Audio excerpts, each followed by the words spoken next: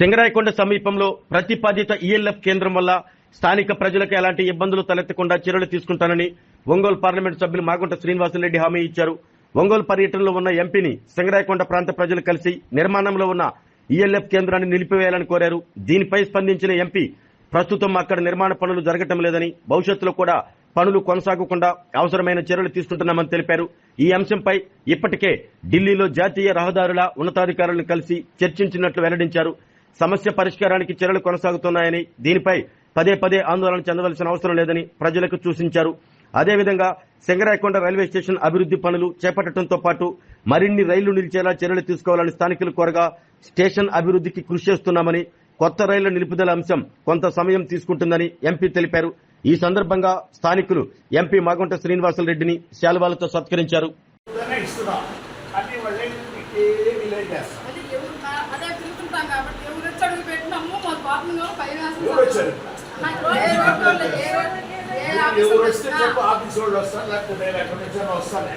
మీరు మాత్రం దీని కొరకు రావాలి.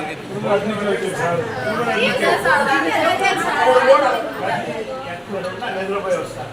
ఆ సింగరాయకొండ ఈ బైపాస్ వచ్చింది అనుకుంటే మొత్తం అటు పక్కన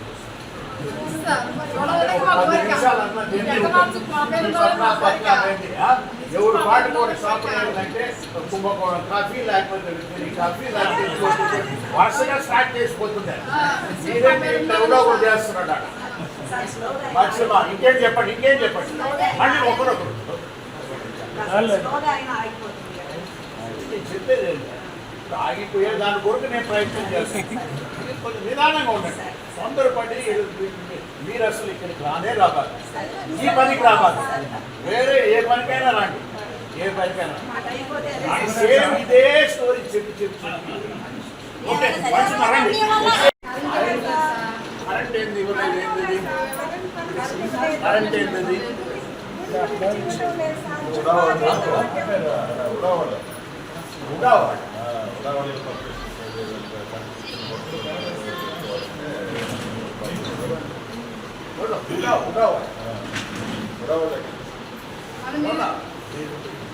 ఆడవాళ్ళు నేషనల్ హైవేస్ అని అనుకుంటున్నారు. ఉడావాళ్ళకి ఇప్పుడు వాళ్ళకి దీనికి ఏం ఈఎల్ఎఫ్ అనేది వాళ్ళకి తెలియదు కదా. కరెక్ట్ అనుకోండి, మీకు తెలియదు, వాళ్ళు కూడా ఉండేటప్పుడు మీరు రావాలండి. ఇప్పుడు నేషనల్ హైవేస్ ఉంటే నా దగ్గర రండి, లేకపోతే ఉడా అంటే మంత్రి గారి దగ్గర ఉడా వాళ్ళు అయితే మంత్రి గారి దగ్గరికి రండి. నేషనల్ హైవేస్ అయితే నా దగ్గర. నేషనల్ హైవేస్ కాదు, సరి అయిన దారిలో తీసుకెట్లేదు. 3 రోజుల క్రితం కూడా నేను ఆ ట్రాన్స్పోర్ట్ సెక్రటరీ దగ్గరికి వెళ్ళా. ఫోటో తీసి ఇమేజ్ ఉండేటప్పుడు వీళ్ళని స్లో చేసేసాను సార్, ఆపేయాను అని చెప్పి రాదు. ఇంకా అది ఫైనల్గా అది క్యాన్సిలేషన్ అనేది అప్పుడే రాదు. వాళ్ళు ఒక్కసారి అన్ని ముందుకు వెళ్ళిన తర్వాత అన్ని విధాలుగా పరీక్ష చేసుకుని 150 మీటర్లు అనేది ఏంటంటే అది అలివి కాదు అనే దానికి వచ్చిన తర్వాతే వస్తారు. వాళ్ళు 150 కోట్లు దానిపైన పెట్టేశారు. మెల్లగా ఏంటంటే వెనక ఆఫీసర్ లోపలికి వెళ్తారు. అందులో దాన్ని వదిలి మీకు పర్మిషన్ అంటే ఊడాగానైతే మంత్రి గారి ఓకే మంచి పని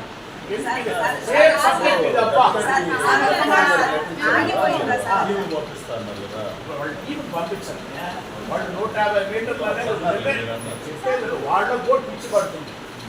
ఇది 150 మీటర్లు ఇచ్చింది, ఇక్కడ ఆపేసేసి ఉండాలని. ఏంటి పని జరగట్లేదు కదా, ఈఎల్ఎఫ్ పని లేనప్పుడు గమ్ము ఉన్నాడు.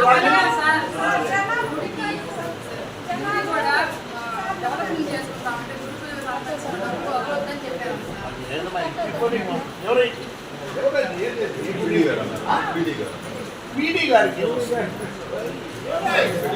గారికి గుడికి డబ్బులు ఇవ్వద్దన్నా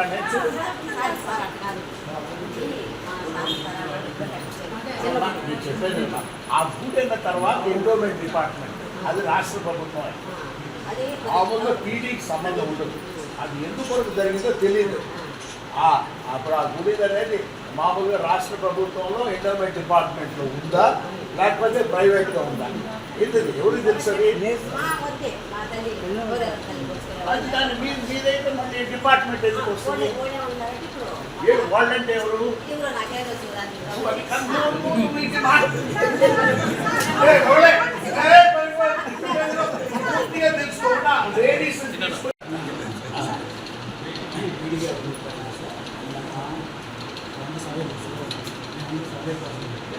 ఇప్పుడు ఇంకో 50 days 3 days back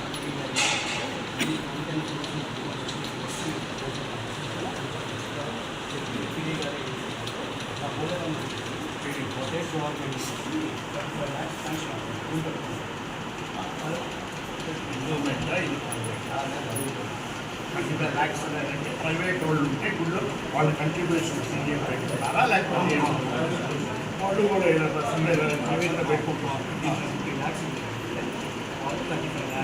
government PD గారు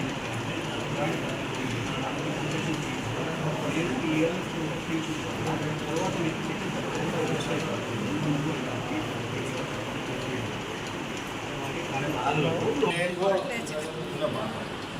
అనిల్ నమస్తే, బాగున్నావా? లేట్గా ఇప్పుడు పాపం డిస్టర్బ్ చేస్తున్నాను. నేను just 3 days back Kumar Shankar గారిని ట్రాన్స్పోర్ట్ సెక్రటరీ కలిశాను. అంటే 2 మ్యాటర్లు ఈఎల్ఎఫ్ ఒకటి, రెండోది ఈఎల్ఎఫ్ గురించి sir air force of India వాళ్ళకి పూర్తిగా ఏంటంటే ఇంకా వాళ్ళకి రిపోర్ట్ రాలేదు. అది కూడా ఏంటంటే 150 meters అనేది ఏమో అక్వైర్ చేయలేదు, వాళ్ళు ఇవ్వలేదు. అందువల్ల అది స్లోగా డ్రాప్ చేయాల్సి వస్తుంది. అంటే ఆయన చెప్పి నేషనల్ హైవేస్ వాళ్ళు తప్పు చేశారు అనేది ఇప్పుడు సెక్రటరీ చెప్పారు. వాళ్ళు ఒప్పుకోలేదు మీద. అందువల్ల ఇప్పుడు నాకు సింగరాయకొండ నుంచి అందరూ వచ్చిన్నారు. 200 మంది నా చుట్టూ చూస్తున్నారు. నేను ఎన్నో నుంచి వస్తున్నాను. ఇప్పుడు వాళ్ళకి విసుగుబడే చెప్తున్నా. వాళ్ళకి చెప్పుకోవాలని transport secretary just 3 days back ఢిల్లీలో కలిశాను, చెప్పాను. ఏమీ చెప్పలేదు.